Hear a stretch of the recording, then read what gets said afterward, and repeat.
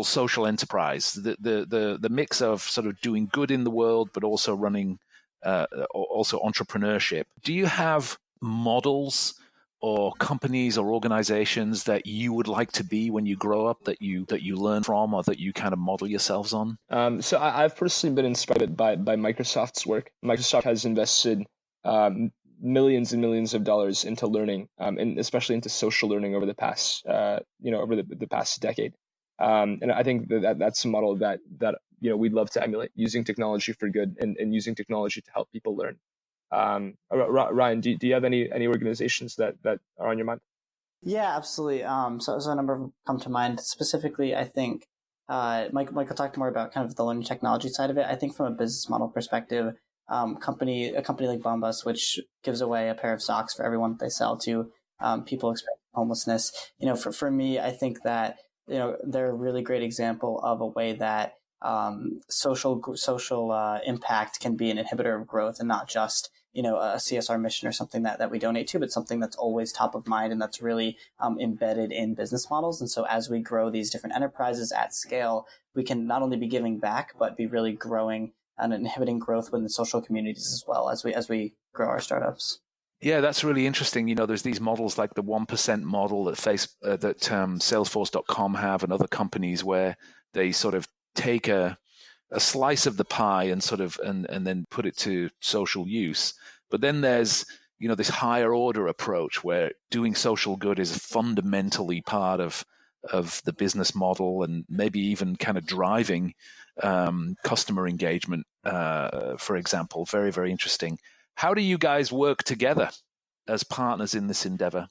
How do you divide roles and responsibilities? Sure. Yeah. I think it's been interesting. So our roles have flipped more than a few times, and I think we'll likely flip again in the future. So Ryan in the past has handled more content side things, content and operations, whereas I've handled more business development, sales, and product. Over the last few months, since I've been abroad in Russia, India, and China, that's flipped completely. So I've handled a lot more of the content, a lot more of the nitty-gritty operations, and Ryan's taken on a lot of the sales and business development and product. So it's just, I think it depends on the circumstances. Ryan, what's your take? Yeah, I think that Michael and I both have pretty adaptive skill sets, and we both really like to learn things quickly and pick things up quickly. I think the biggest way that we balance is, we always like to say that Michael is the optimist and I'm the realist, and so I think that in every founding pair, that's kind of the sweet spot that you hit, where one person can really be visionary about product and about long-term goals.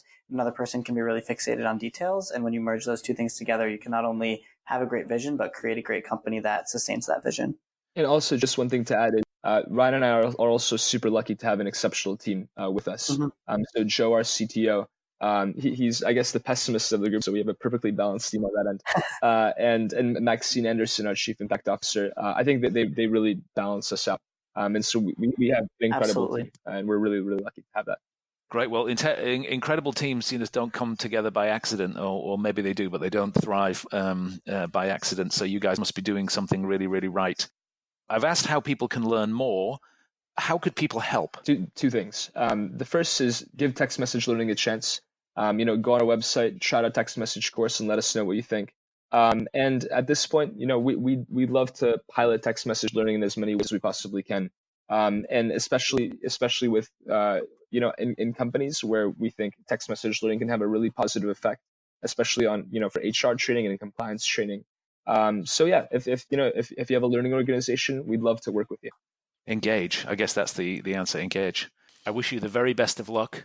Please come back and let us know how you get on. And thanks for being on Learning is the New Working.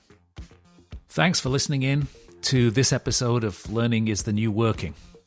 As always, it's customary at the end of podcasts to ask you to consider going to your podcast platform of choice, be it iTunes or Spotify or Spreaker or Google Play.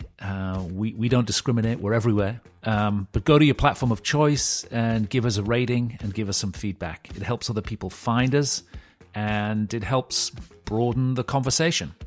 If you have ideas about other guests or topics we could cover on the podcast, we're very open to hearing from you.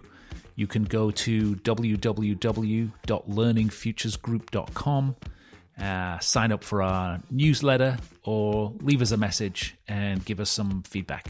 Thanks again for listening to this podcast. I thought the future would be cooler. I thought the future would be cooler.